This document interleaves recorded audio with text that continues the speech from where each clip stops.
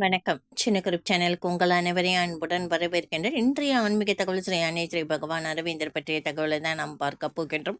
அன்பர்கள் அனைவருடைய பிரார்த்தனையும் ஸ்ரீ அன்னை ஸ்ரீ பகவான் அரவிந்தர் திருப்பாதங்களை சமர்ப்பணம் செய்கின்றேன். கண்டிப்பாக நியாயமான நிச்சயமான பிரார்த்தனைகள் நிச்சயமாக கைகூடும். அஞ்சாமை நீடித்துழைக்கும் திறன் முயற்சி. அச்சம் ஒரு மாசம். எப்பவுமே எதற்கும் நம் அச்சப்பட தேவையில்லை. பயம் நம்மிடம் இருந்தால் எந்த காரியமும் நடக்காது. அச்சம் ஒருவித நம்பிக்கை குறைபாடு தான் சொல்லப்படுகின்றது.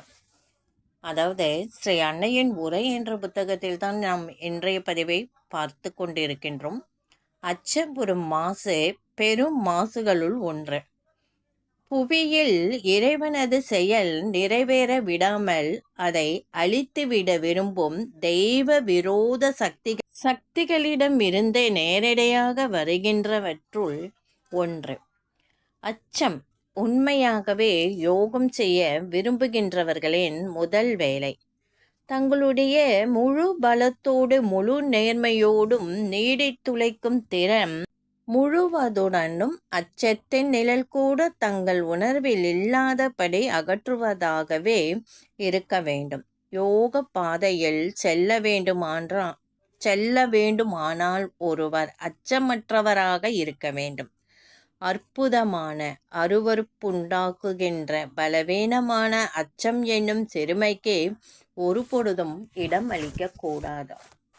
எதற்கும் அஞ்சாத துணிவு. நம்ம எதையாவது பற்றி பயந்துடுறோம்னு வச்சுக்கோங்க, அந்த பயம் நம்ம நம்மளைய மனிதர்களையே கொன்று விடும் என்றுதான் சொல்லப்படுகின்றது. பயந்து பயந்து நாம் வாழ்வதில் என்ன இருக்கின்றது அர்த்தம்? பயத்தை விலக்கி தெளிவாக தைரியமாக தலை நிமிர்ந்து வாழ வேண்டும். அது ஒரு பக்கம். நம்பிக்கையோடு நாம் செய்யும் பிரார்த்தனை செய்கிறோம், அதுக்கப்புறமும் ஒரு பயம், நடக்குமோ நடக்காதுன்ட்டு. அந்த பயம் இருக்கிற வரைக்கும் இறை சக்தி உள்ளே கண்டிப்பாக நுழைய முடியாது. அந்த நம்பிக்கையோடு நாம் செய்யும் பிரார்த்தனைக்கு அச்சம் தூர விலகிவிட வேண்டும். அச்சமே இருக்கக்கூடாது. சாமி கிட்ட வரீங்களா, மதர்கிட்ட வரீங்களா, முழுமையாக ஒப்படைச்சிடுறீங்களா அவங்க கிட்ட, நம்பிக்கையோடு இருங்க. கண்டிப்பாக உங்கள் பிரார்த்தனை கைகூடும். நம்பிக்கையோடு பயமும் கலந்து விட்டால் நிச்சயமாக நாம் நினைக்கும் பிரார்த்தனை எதுவுமே கைகூடாது. இறைசக்தி உள் நுழைய இந்த அச்சம் என்பது தடைக்கல்லாக அமையும்.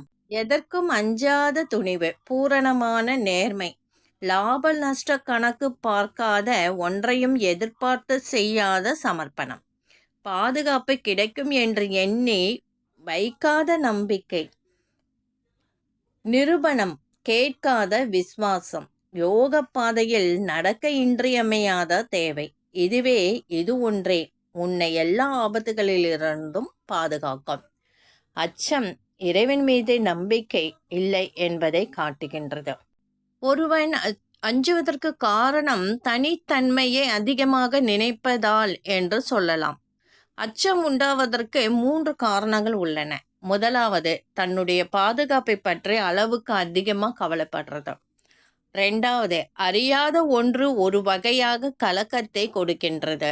3, உணர்வில் அச்சமாக வெளிப்படுகிறது. எல்லாவற்றிற்கும் மேலாக இறைவன் மீது இயல்பாக ஒரு நம்பிக்கை வைக்கும் பழக்கம் இல்லாமை. இதெல்லாம் தான் நமக்கு அச்சத்தை ஏற்படுத்துகின்றது. ஆழ்ந்து நோக்கினால் இதுவே உண்மையான காரணம் என்பது நமக்கு புரியும். பரம்பொருள் என்று ஒன்று இருப்பதையே அறியாத மனிதர்களும் இருக்கதான செய்கிறாங்க. அவர்களிடம் வேறு விதமாக இப்படி சொல்லலாம். உங்களுடைய நல்லூழில் உங்களுக்கு நம்பிக்கை இல்லை என்றோ, அருளை பற்றி உங்களுக்கு ஒன்றுமே தெரியாது என்றோ சொல்லலாம். அதை நீ எப்படி வேண்டுமானாலும் சொல்லலாம். ஆனால் அதன் அடிப்படையான விஷயம் இதுவே. எந்த சூழ்நிலையிலும் உனக்கு எது மிகவும் நல்லதோ அதுவே நடக்கிறது என்கின்ற உணர்வு உன்னிடம் எப்பொழுதும் இருக்குமானால் நீ அச்சம் கொள்ள மாட்டாய். அச்சத்தை வெல்லும் வழி. அச்சத்தை வெல்வதற்கு சிறந்த வழிகளில் ஒன்று, நீ எதை கண்டும் அஞ்சாதே. அதை துணிவோடு எதிர்கொள்வது தான். நீ எந்த அபாயத்தையும் எண்ணி அஞ்சுகின்றாயோ அதை நேருக்கு நேர் சந்திக்கும் பொழுது நீ அஞ்சுவதில்லை. ஒரு விஷயத்தை பற்றி நம்ம பயப்படுறோம், பயம் இருந்துக்கிட்டே தான் இருக்கும். ஆனால் அந்த விஷயமே நம்ம கிட்ட நெருங்கி வரும்பொழுது அதை பற்றி பயம் இருக்காது. அதுக்குரிய என்ன செய்யறதுன்ற விழிப்புணர்வு தான் நமக்கு தோன்றும்.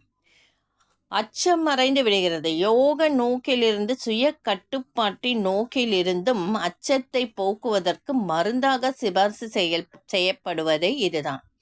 பழைய இரகசிய சம்பிரதாயங்களில் குறிப்பாக எகிப்தின் சூக்ஷ்ம சிக்திகள் கைவர முயல்வோர் முற்றிலும் மரண பயம் அற்றவர்களாக இருக்க வேண்டும் என்பது ஒரு நிபந்தனையாகும்.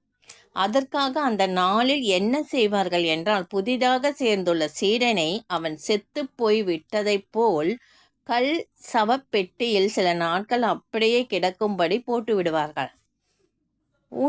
உணர்வின்றி உணவும் இன்றி மூச்சு முட்டியோ அவன் இறந்து போக விடமாட்டார்கள் என்பது உண்மை. ஆனாலும் அவன் இறந்து போய் விட்டதைப் போல் சவப்பெட்டியில் கிடக்க வேண்டும். இந்த முறையில் அச்சமெல்லாம் போய்விடுவதாக தெரிகிறது. மரணம், சவப்பெட்டி இதெல்லாம் பார்த்தா நிறைய பேருக்கு அச்சம் ஏற்படும். ஆனால் அவங்களுடைய பயம் அதுக்குள்ளே படுக்க வச்சிருந்தாங்கன்னா அவங்களுக்கு போவதான் எகிப்து நாட்டில் அந்த முறையை செய்கிறாங்களாம்.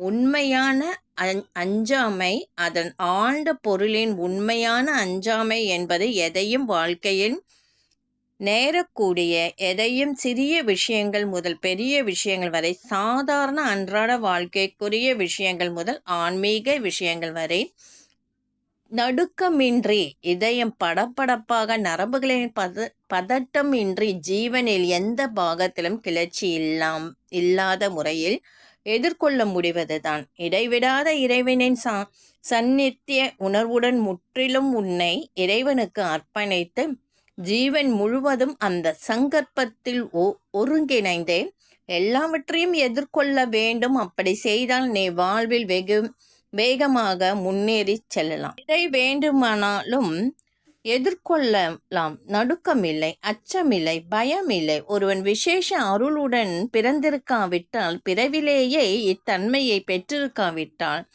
நீண்ட முயற்சியின் மூலமே இந்த நிலையை அடைய முடியும். பிறவிலேயே அப்படி இருப்பது மிக மிக அருமை. இந்த பதிவு உங்களுக்கு கண்டிப்பாக பிடிச்சிருக்குன்னு நினைக்கிறேன். இந்த பதிவு பிடிச்சிருந்தால் லைக் பண்ணுங்கள், ஷேர் பண்ணுங்கள், சப்ஸ்கிரைப் பண்ணுங்கள், கமெண்ட் பண்ணுங்கள். எப்போவுமே அச்சத்தை தவிர்த்து நம் வாழ்க்கையில் வாழ்வது ரொம்பவே முக்கியமானதுங்க. இந்த பகுதியும் முக்கியமானது தான். நல்லா புரிஞ்சு யோசித்து செஞ்சீங்கன்னா இதில் இருக்கிற விஷயங்கள் ஆழமான விஷயங்கள் என்பதை நம்மால் புரிஞ்சுக்க முடியும். நன்றி.